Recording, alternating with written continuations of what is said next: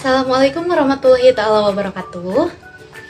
Bismillahirrahmanirrahim. Perkenalkan kami dari kelompok 9 dengan tema penelitian Kaula Coffee yang beranggotakan saya sendiri Irma selaku moderator dan rekan saya Fatmawati Sutono Putri, Raffi Apriyadi serta Nopi Ayu Larasati. Maka dari itu penyampaian materi awal akan disampaikan oleh saudari Fatmawati Sutono Putri. Kepadanya saya persilahkan.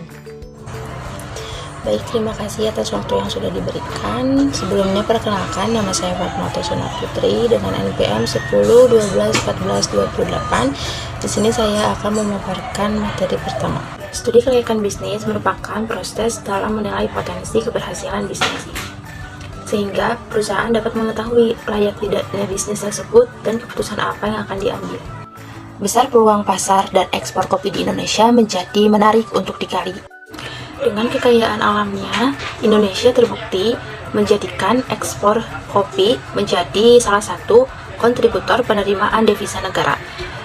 Dan menurut ICO atau International Coffee Organization, Indonesia menjadi salah satu negara eksportir biji kopi terbesar di dunia. Terbukti pada tahun 2020, ekspor biji kopi di Indonesia mencapai sekitar 500 ton. Berdasarkan 4 aspek utama, yaitu aspek pemasaran, aspek operasional, aspek sumber daya manusia dan bisnis, dan terakhir aspek keuangan. PT Bandung Cipta Handal didirikan pada tahun 2012 oleh Zainal Arifin. Perusahaan ini bergerak di bidang F&B dan memiliki anak perusahaan bernama Lot of Coffee. Perusahaan ini pada awal berdiri beralamat di Jalan Pasteur. Namun pada tahun 2019 perusahaan ini berpindah tempat menjadi di Jalan Terusan Gajah Mekar, Kantun Waringin, Kabupaten Bandung. Lot of Coffee adalah sebuah coffee shop yang memiliki produk kopi tersendiri yang dimana pengelolaannya dilakukan di kantor pusat, yaitu Bandung Cipta Handal. Selanjutnya adalah strategi pemasaran Bandung Cipta Handal. Yang pertama ada dari segi segmentasi. Bandung Cipta Handal memiliki beberapa segmentasi pasar. Salah satunya adalah segmentasi demografis, yaitu membagi pasarnya berdasarkan jenis kelamin, usia, penghasilan, dan pekerjaan. Selanjutnya dari segi targeting, Bandung Cipta Handal itu menargetkan sasaran pasar dengan menerapkan spesialisasi pada produk-produk yang ditawarkan dengan branding biji kopi pada custom khusus. Selanjutnya ada marketing mix, yaitu produk, harga, tempat, dan promosi. Produk yang dihasilkan Bandung Cipta Handal adalah biji kopi matang yang sudah dipanggang dengan bahan baku biji kopi hijau atau green bean yang berkualitas yang mampu bersaing dengan pasar nasional. Lalu Bandung Cipta Handal juga menetapkan harga jual dengan menghitung biaya produksi ditambah dengan laba yang diinginkan. Bandung Cipta Handal melakukan distribusi tingkat one stage, yaitu memasarkan produk melalui penjualan langsung dan produsen ke konsumen. Lalu ada promosi. Bandung Cipta Handal melakukan promosi saat memperingati hari-hari besar. PT Bandung Cipta Handal merupakan perusahaan yang memiliki kekuatan hukum perseroan komanditer yang telah disahkan oleh notaris pada tanggal 29 Agustus 2019. Dengan lokasi operasional yang strategis, perusahaan ini dapat menerima pemesanan yang beragam. Berdasarkan data perusahaan, BCH memiliki rata-rata kapasitas produksi 1.200 kg dalam 300 hari dengan efisiensi 100%. Proses produksi biji kopi panggang BCH ini diantaranya yaitu penyiapan bahan baku dengan durasi kurang lebih 10 menit, pra-roasting 5 menit, roasting 10-15 menit, pendinginan 10 menit, serta terakhir packing atau penyimpanan. Adapun penggunaan teknologi yang digunakan BCH yaitu mesin roasting 20 kg digunakan untuk memanggang biji kopi hijau hingga menjadi biji kopi panggang. Lalu mesin cooler yang digunakan untuk pendinginan cepat. Selanjutnya akan disampaikan oleh rekan saya, Raffi Apriyadi. PT Bandung Cipta Handal ini memiliki sistem manajemen bisnis yang baik, diantaranya perencanaan atau planning, pengorganisasian atau organisasi, pelaksanaan atau aktuasi, pengawasan atau kontroli. Terbukti dalam implementasinya, Bandung Cipta Handal bertujuan untuk menjadi pemimpin pasar dan penyediaan kopi berkualitas tinggi. Dengan cita rasa inovatif, strategi utama perusahaan meliputi pengetatan standar kualitas produk, sumber biji kopi yang etis, peningkatan pengalaman pelanggan, inovasi produk, dan pengembangan karyawan dengan training atau pelatihan setelah SDM di dalamnya. Selain tenaga pengalaman juga membuka peluang bagi masyarakat di wilayah operasional perusahaan. Baik, izin memperkenalkan diri, nama saya Novia Hilaresati dengan NPM 1012150. Dengan dibuatnya video ini, saya akan membahas mengenai aspek keuangan pada studi kelayakan bisnis pendirian usaha Kaula Coffee. Di mana poin pertama ada sumber dana dan kebutuhan, di situ ada modal investasi dan modal kerja operasional. Bisa dilihat angkanya, depresiasi dan amortasi, ada terdapat depresiasi dan amortasinya. Bisa dilihat juga angkanya, ada harga pokok produksi, harga pokok penjualan dengan harga jual 350.000 per packnya, dengan kita memiliki laba per unitnya sebesar Rp246.503 dan laba per unit dalam bentuk persen kita memiliki 70%. Pada bagian keempat adalah laporan laba rugi mengenai laba sebelum pajak dan laba setelah pajak atau laba bersihnya ya. Ini ada bagian 5, laporan neraca, ada total aset lancar, total aset tetap, liabilitas, ekuitas, dan total liabilitas dan ekuitasnya terdapat di Rp675.496.333. Sedangkan arus kasnya dia memiliki kas awal periode sebesar 40 juta dan kas akhir periode sebesar Rp369.279.901.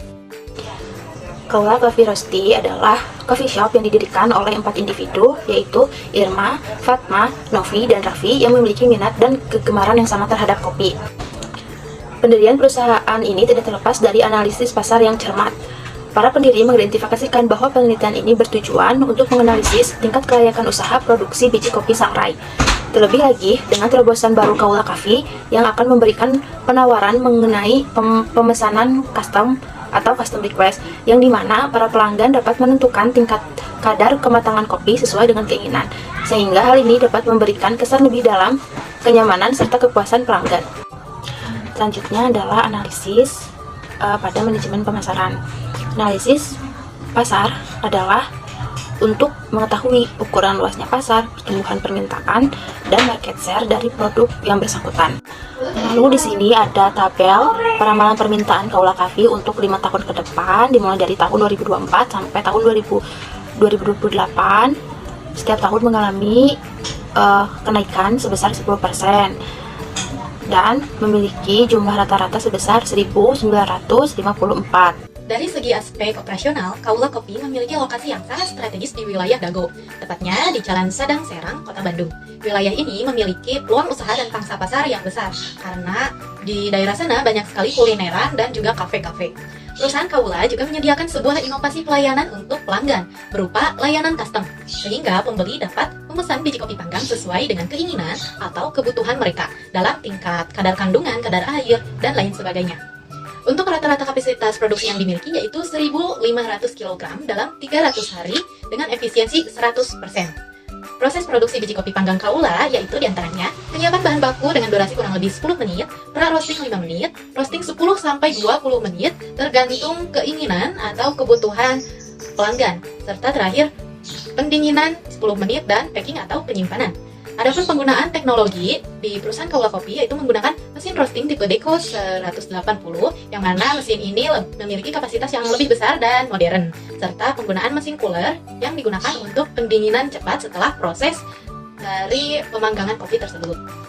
Selanjutnya akan disampaikan oleh rekan saya, Raffi Apriyadi. Padanya saya persilakan.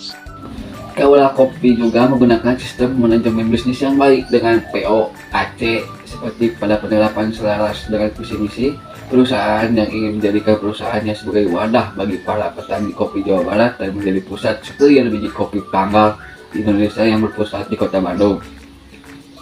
Dengan begitu, Kaula berupaya menghadirkan inovasi biji kopi berkualitas tinggi dengan praktik ramah lingkungan serta membangun kemitraan yang kuat dengan berbagai pihak.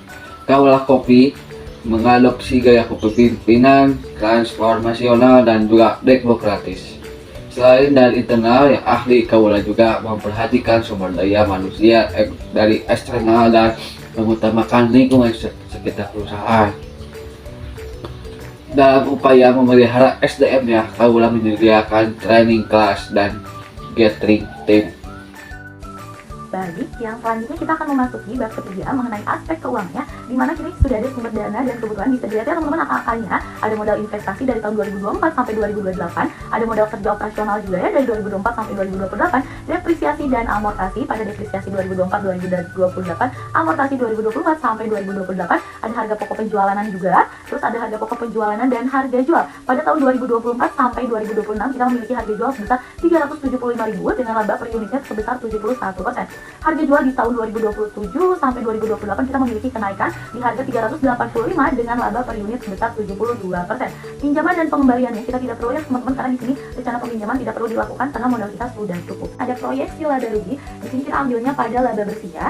Ada tahun 2024 sampai 2028, proyeksi neraca pada total liabilitas dan ekuitas pada tahun 2024 sampai 2028, ada proyeksi arus kas pada kas akhir periode dari 2024 sampai 2028. Yang poin selanjutnya ada proyeksi titik pulang atau yang disebut BFP pada tahun 2024 sampai 2028 ya. Baik, selanjutnya pada tabel yang sudah ditampilkan bisa dilihat ya, peningkatan likuiditas dari tahun ke tahun menunjukkan bahwa hal ini sangat baik, yang berarti kaula memiliki kemampuan yang tinggi untuk menutupi utang jangka pendeknya. Berdasarkan tabel yang sudah ditampilkan dari nilai solvabilitasnya yang dari tahun ke tahun mengalami penurunan, berarti menunjukkan perusahaan mampu menutupi utangnya berdasarkan aktiva yang dimiliki.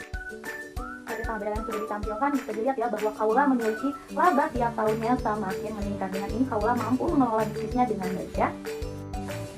Berdasarkan dari data tabel yang sudah dimunculkan, rasio aktivitas yang dimiliki kaula Coffee Roastery menunjukkan peningkatan. Peningkatan ini menunjukkan hal yang sangat baik, berarti kemampuan aktiva tetap perusahaan menciptakan penjualan dari tahun ke tahun selalu tinggi. Berdasarkan dari data tabel di atas kita bahwa bisa dilihat ya bahwa perusahaan mampu membayar kembali tambahan modal investasi dan modal kerja operasi dalam waktu 3 tahun 3 bulan. Dari perkiraan tersebut terlihat bahwa payback periode perusahaan tidak terlalu lama ya. Dari perhitungan Profitability Index atau PI bisa kita lihat ya bahwa kaula Coffee Roastery dikatakan layak karena memiliki PI di angka 1,17. Berdasarkan data tabel di atas bahwa NPV perusahaan kaula Coffee memiliki nilai positif atau NPV-nya lebih dari 0 ya, sehingga dapat dikatakan bahwa kaula layak dikatakan pada bisnis ini ya. Berdasarkan perhitungan di atas diperoleh nilai IRR 20% karena IRR yang didapat ternyata mendekati rate of return yang ditentukan yaitu 30%. Investasi dapat diterima atau diteruskan karena perusahaan mampu mengembalikan dananya dengan semestinya. Selanjutnya masuk pada bab analisis SWOT Kaula Coffee. Untuk strength atau kekuatan, Kaula Coffee ini menawarkan harga produk yang terjangkau dibandingkan para pesaing. Lalu kami juga menggunakan bahan baku yang berkualitas tinggi. Kami juga memiliki karyawan yang berkompetitif di bidangnya. Lalu weakness atau kelemahan kami yang pertama itu karena ada persaingan yang ketat untuk perusahaan yang bergerak di bidang yang sama. Lalu yang kedua, kami masih ketergantungan pada pemasok bahan baku lokal. Lalu untuk opportunity atau peluang perusahaan kami, yaitu kami melakukan pengembangan produk baru gitu. Selanjutnya adalah tujuan dan kegiatan. Tujuan dari studi kelayakan bisnis adalah untuk mengevaluasi potensi keberhasilan suatu proyek atau usaha bisnis sebelum mengambil keputusan untuk melanjutkan atau menginvestasikan sumber daya ke dalamnya. Lalu kegiatan yang dilakukan yang pertama adalah survei lokasi UMKM, lalu wawancara atau pengumpulan data, lalu pengelolaan, dan yang terakhir adalah penyusunan. Dari pernyataan yang telah disampaikan, maka dapat ditarik kesimpulan bahwa PT Bandung Cipta Handal merupakan perusahaan kopi yang besar dan telah memiliki manajemen perusahaan yang sangat baik. Serta Kaula Coffee merupakan perusahaan rintisan yang juga berani untuk bersaing di dunia kopi dengan dasar POAC yang baik, serta perhitungan keuangan yang telah dianggap layak untuk meneruskan usahanya.